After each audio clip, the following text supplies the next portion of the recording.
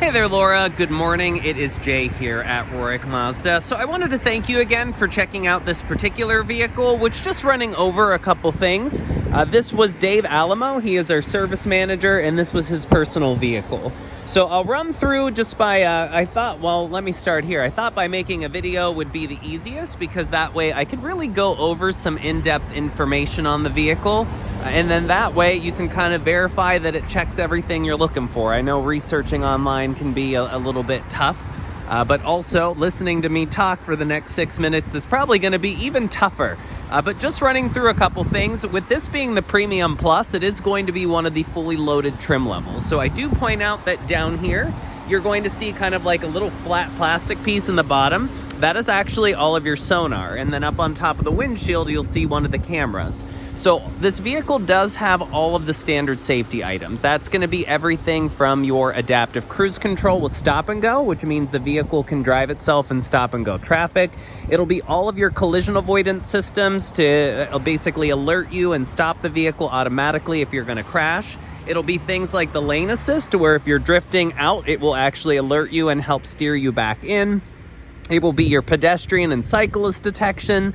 Rear, you'll have obviously your backup camera and the cross alert. So if it's not safe to back up, it will beep at you. And probably one of my favorite is actually the blind spot monitoring systems in each side mirrors. So those will light up, letting you know if someone's running along the left or right side of your car. But what's nice with those blind spot systems is if you happen to be part of the 2% of Pittsburgh that knows where their turn signal is located, it'll actually beep back at you to further alert you that you cannot make that lane change. Now, obviously, you'll have the dual exhaust pipes down here. This does run the higher output 2.5 Sky Active. All-wheel drive is standard, and that's one thing that also makes this vehicle very unique, is the all-wheel drive system is really bulked up, so that way if you are doing a little bit more off-road or even for inclement weather like heavy rain or heavy snow, it will truly make a bit of a difference. Now back here, I'm hoping the car is unlocked. Yep.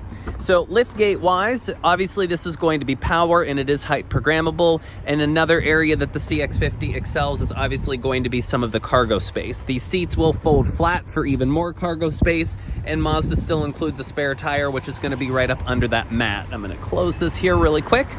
Now, with this particular program, so as I mentioned, this is a demo. So a couple things: tires, brakes, and rotors have to be 90% remaining life. So the good news, based on the mileage, you're well above there.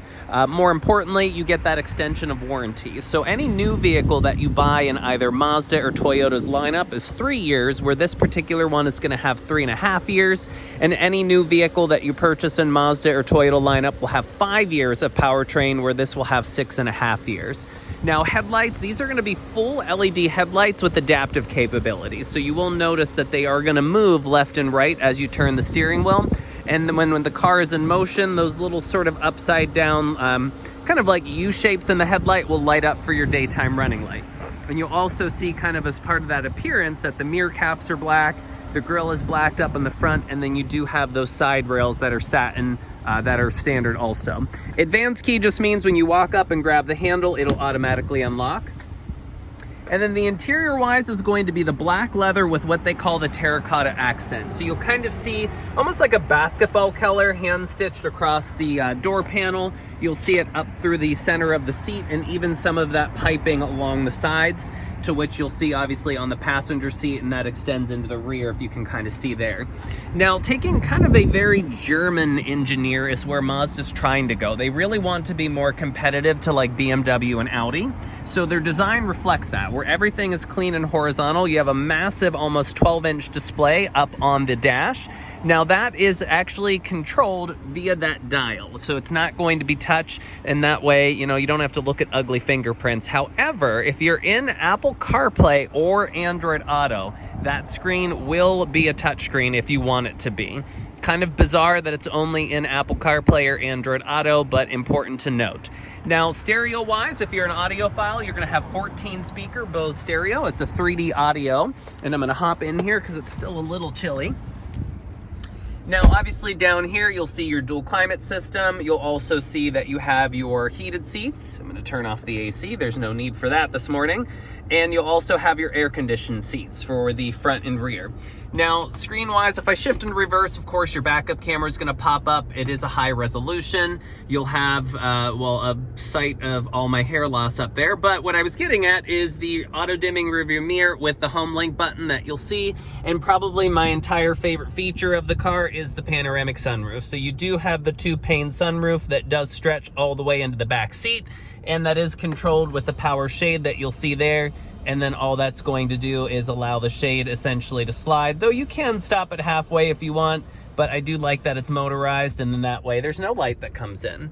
Gauges, I can switch to a little bit more of a digital design, but more importantly, you might see 0 mile per hour kind of floating up there on the windshield, and that is going to be your head-up display. So that will actually show you basically how fast you're driving, but even some additional information like traffic signs and speed limit signs while you're driving, and honestly, it is pretty cool. And of course, that is adjustable into the memory seat. You'll kind of see it raising and lowering there, which I'm basically just doing right here with the control dial.